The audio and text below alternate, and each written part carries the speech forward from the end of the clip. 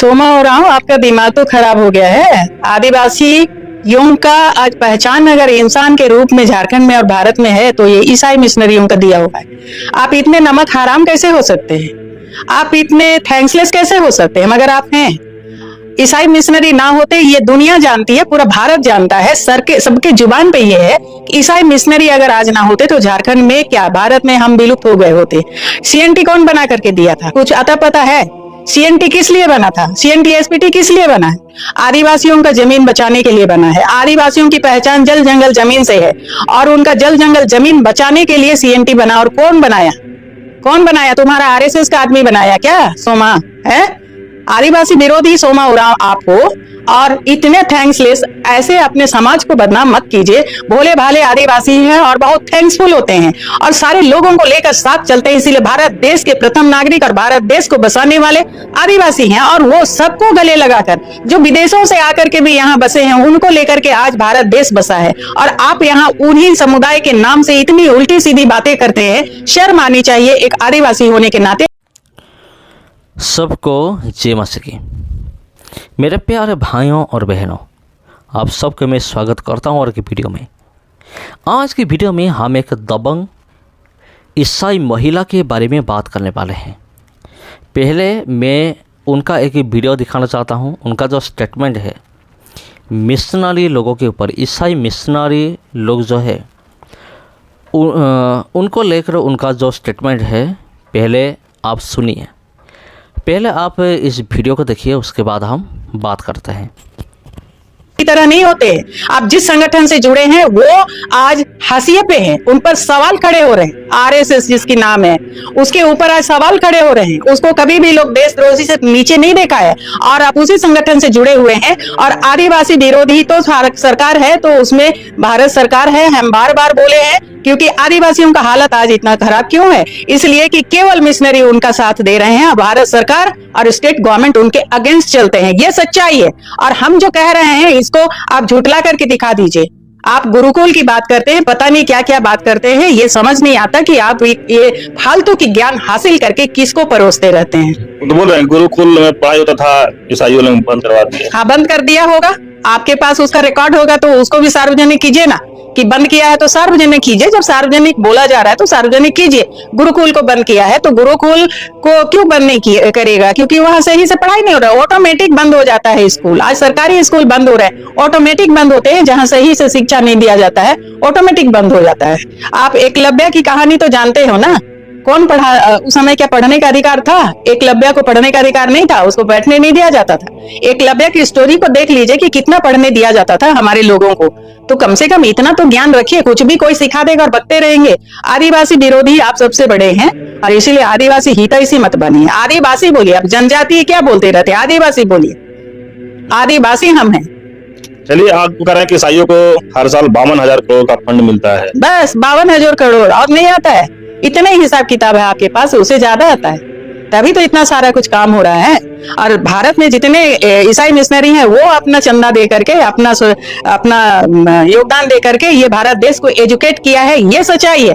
80% लोग एजुकेट हुए हैं, जो अच्छे से एजुकेशन ले रहे हैं, वो ईसाई मिशनरियों के द्वारा चलाए जा रहे स्कूलों से आता है। ये सच्चाई है। और हॉस्पिटल की बात अगर आप करें तो भारत सरकार तक आज उतना बड़ा अस्पताल नहीं दे पाया देश को जितना बड़ा भेलोर हॉस्पिटल ईसाई मिशनरियों के द्वारा चलाया जा रहा है और चलाया जाता रहा है। और इतना बड़ा अस्पताल आज तक भारत सरकार ने भी नहीं दिया है। तो इतना बड़ा योगदान के बाद आपके भौंकने से कुछ बदल जाएगा? आपके विरोध करने से हो जाएगा? करते रहिए। आपके जैसे लोग हर युग में पैदा होते हैं। हर एक पेड़ में एक सड़ा आम रहता है, सड़ा फल रहता है, तो उसमें से कोई किसी को फर्क नहीं पड़ता। तो मेरे प्यारे भाई बहनों, आप सबको जय मां की। और आपने तो सब कुछ देख लिया और सुन भी लिया। तो देखिए, यहाँ जो एक महिला है समाज सेवी, उन्होंने जो कुछ भी कहा है इनमें कितना सच्चाई है भरा हुआ है। और ये सच्चाई अंधभक्त की आँखों में ये सब दिखाई नहीं देता, क्योंकि उनकी आँखें पहले से बंद किया गया है। क्योंकि बाइबल कहता है कि जगत का जो अधिपति वो उनकी जो आँखें को अंधा बना दिया है, इसलिए वो देख नहीं पा रहे हैं। तो देखिए, यहाँ जो महिला है उन्होंने कहा अगर ईसाई मिशनरी नहीं होते तो हम कब से मिट्टी से मिल गए होते। वाकई ये बहुत बड़ा सच है, इनमें एक बहुत बड़ा सच्चाई छुपा हुआ है। देखिए, जब अंग्रेज लोगों का शासन नहीं था, उससे पहले ब्राह्मण लोगों का शासन चल रहा था। वो लोग जो कहते थे हमें मानना पड़ता था। लेकिन बाद में हम देख सकते हैं अंग्रेज़ी लोग आए, उनके बाद हम देख सकते हैं कि किस तरह से क्रिश्चियनिटी फैलने लगा था। और भारत में अंग्रेज़ जब शासन करते थे उससे पहले थॉमस आए थे, प्रभु यीशु मसीह की चला। उन्होंने आकर सुसमाचार फैलाया और पूरी केरला में उन्होंने 7 कलीसिया भी उन्होंने स्थापित की। जी हाँ, ये सच है, ये इतिहास में लिखा गया है।